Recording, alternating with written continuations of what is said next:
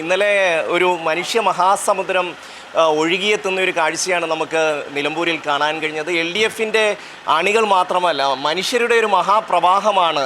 ഇരമ്പിയാർക്കുന്ന അലകടൽ പോലെ ഇങ്ങനെ മനുഷ്യർ നിലമ്പൂരിലേക്ക് എത്തിച്ചേരുകയായിരുന്നു. ഇപ്പോൾ M സ്വരാജ് കൂടി നമ്മളോടൊപ്പം ചേരുകയാണ്. ഇന്നലെ ആ ഒരു ജനസമുദ്രം, രാഷ്ട്രീയത്തിനതീതമായി ആ ഒരു കൂട്ടായ്മ, അത് വലിയ ആത്മവിശ്വാസം നൽകിയിട്ടുണ്ടല്ലോ. തീർച്ചയായും പതിവിൽ കവിഞ്ഞ പങ്കാളിത്തമാണ്, അല്ലെങ്കിൽ പ്രതീക്ഷയിൽ കവിഞ്ഞ ഒരു പിന്തുണയാണ്. എല്ലാ തെരഞ്ഞെടുപ്പ് കൊട്ടിക്കലാശങ്ങളിലും ഒരു ഉത്സവാന്തരീക്ഷത്തിൽ ആളുകൾ ഒത്തുകൂടാറുണ്ട്, അത് പുതിയ കാര്യമല്ല. പക്ഷേ ഇന്നലെ കണ്ടത് ഒരു മനുഷ്യക്കടലായിരുന്നു. അതെല്ലാവരുടെയും പ്രതീക്ഷയ്ക്ക് അപ്പുറമായിരുന്നു. ഒരു സമുദ്ര സമാനമായ മഹാജനസഞ്ചയം, അത് ഇടതുപക്ഷ ജനാധിപത്യ മുന്നണി പ്രവർത്തകരുടെ ആത്മവിശ്വാസത്തെയും ആകാശത്തെയും എല്ലാം ഏറ്റവും ഉയർന്ന നിലയിലെത്തിക്കുന്ന ഒന്നായിരുന്നു. അതിൻ്റെ ഒരു വലിയ ആഹ്ലാദത്തിലാണ് മണ്ഡലത്തിലെ എല്ലാ LDF പ്രവർത്തകരും.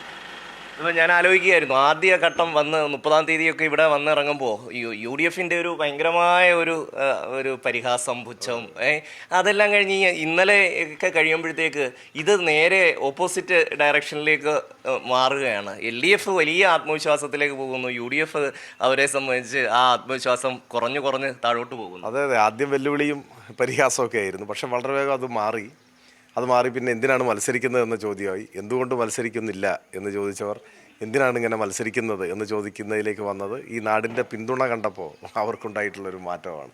അതെല്ലാം ഈ തെരഞ്ഞെടുപ്പ് പ്രചരണ ഘട്ടങ്ങളിൽ പ്രകടമായിരുന്നു. പര്യടന സമയത്തും, സ്ഥാനാർത്ഥിയുടെ മണ്ഡലം പര്യടന സമയത്തും, നിയോജകമണ്ഡലത്തിലുടനീളം എല്ലാ കേന്ദ്രങ്ങളിലും പ്രതീക്ഷയിൽ കവിഞ്ഞ ഒരു പിന്തുണയാണ് ഞങ്ങൾക്ക് ലഭിച്ചത്. അത് ഇടതുപക്ഷത്തിൻ്റെ ആത്മവിശ്വാസത്തെ ഏറ്റവും അരക്കിട്ടുറപ്പിക്കുന്ന ഒരു അനുഭവമായിരുന്നു. ഈ 1985 വരെ ജനാധിപത്യ പ്രക്രിയയിൽ പങ്കാളികളാകാത്ത ഒരു പ്രസ്ഥാനവുമായി കൂട്ടുകൂടുകയാണ് UDF.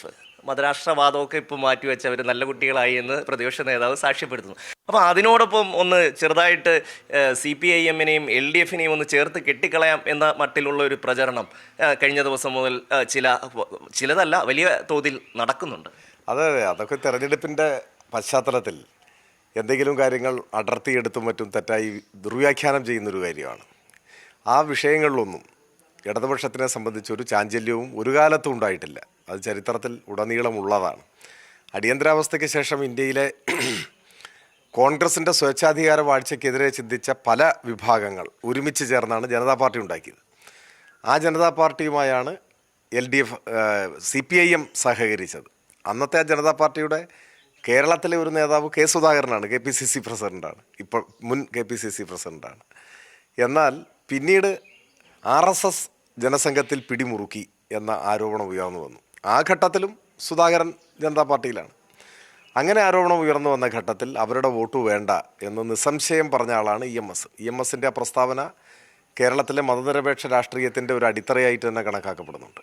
അത് പിന്നീട് വന്ന നേതാക്കന്മാരെല്ലാം ആവർത്തിച്ചിട്ടുമുണ്ട്. അതിലൊരു വിട്ടുവീഴ്ചയും ഒരു കാലത്തും സ്വീകരിച്ചിട്ടില്ല.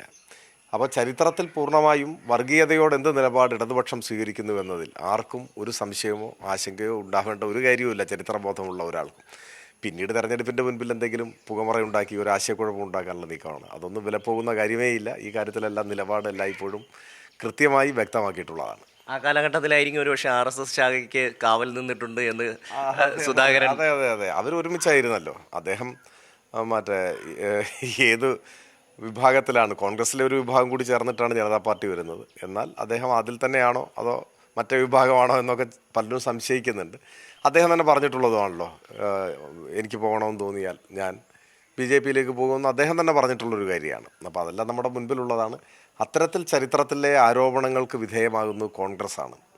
60-ലെ തിരഞ്ഞെടുപ്പും പിന്നീട് നടന്ന 71-ലെ ലോക്സഭാ തിരഞ്ഞെടുപ്പും 91-ലെ അസംബ്ലി ലോക്സഭ ഒരുമിച്ച് നടന്നപ്പോഴുള്ള തിരഞ്ഞെടുപ്പിലും എല്ലാം പരസ്യബാന്ധവമായിരുന്നു. RSSുമായി പരസ്യബാന്ധവമായി. രഹസ്യബാന്ധവത്തെ സംബന്ധിച്ച് മാരാരുടെ പുസ്തകവും മറ്റും നമ്മുടെ മുൻപിലുണ്ട് താനും. അപ്പോൾ അതിനെല്ലാം മറുപടി പറയേണ്ടത് കോൺഗ്രസ്സാണ്. ജനാധിപത്യത്തെ വഞ്ചിക്കുന്ന നിലപാട് സ്വീകരിച്ചത് കോൺഗ്രസ്സാണ്. ഇപ്പോൾ മതരാഷ്ട്രവാദികളായ ജമാഅത്തെ ഇസ്ലാമിയുമായി, ഇപ്പോഴത്തെ ലക്ഷണമൊത്ത മതരാഷ്ട്ര വർഗീയവാദികളായ ജമാഅത്തെ ഇസ്ലാമിയുമായി കൂട്ടുകൂടുന്നതും മതനിരപേക്ഷവാദികൾക്കെതിരായിട്ടുള്ളൊരു യുദ്ധപ്രഖ്യാപനമാണ്. അതെല്ലാം വിശദീകരിക്കേണ്ടത് അവരാണ്. തീർച്ചയായും വർഗീയ ശക്തികളുമായി തിരഞ്ഞെടുപ്പിൻ്റെ ഘട്ടത്തിലാണെങ്കിലും മറ്റൊരു ഘട്ടത്തിലാണെങ്കിലും ഒരു നിലപാട് മാറ്റവും LDFിനോ CPIMനോ ഇല്ല എന്നുള്ളതാണ് M. സ്വരാജ് അസന്ദിഗ്ധമായിട്ട് വ്യക്തമാക്കിയിട്ടുള്ളത്. രാഷ്ട്രീയമായ നിലപാടുകൾ സ്വീകരിക്കുകയും അത് ഉറക്കെ പറയുകയും ചെയ്യുക എന്നുള്ളത് തന്നെയാണ് എം സ്വരാജ് പറഞ്ഞിട്ടുള്ളത്.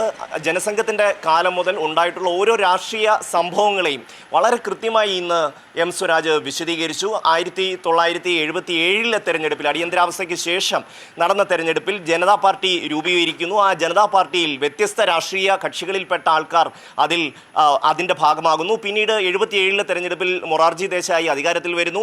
അതിനുശേഷം RSS ജനതാ പാർട്ടിയിൽ വലിയ തോതിൽ സ്വാധീനം ചെലുത്തുന്നു എന്ന ഒരു ആരോപണം ഉയർന്നു വരുന്ന ഘട്ടത്തിലാണ് കേരളത്തിലടക്കം 69-ൽ 4 ഉപതെരഞ്ഞെടുപ്പുകൾ നടക്കുന്നത്. തിരുവല്ല, കാസർഗോഡ്, പാറശാല അടക്കമുള്ള 4 ഉപതെരഞ്ഞെടുപ്പുകൾ നടക്കുന്നത്. ആ ഘട്ടത്തിൽ EMSനോട് ചോദിക്കുകയാണ്, നിങ്ങൾക്ക് RSSുമായി സഖ്യമുണ്ടോ എന്ന് ചോദിച്ചപ്പോൾ EMS വളരെ കൃത്യമായി തന്നെ അതിന് മറുപടി പറയുന്നു.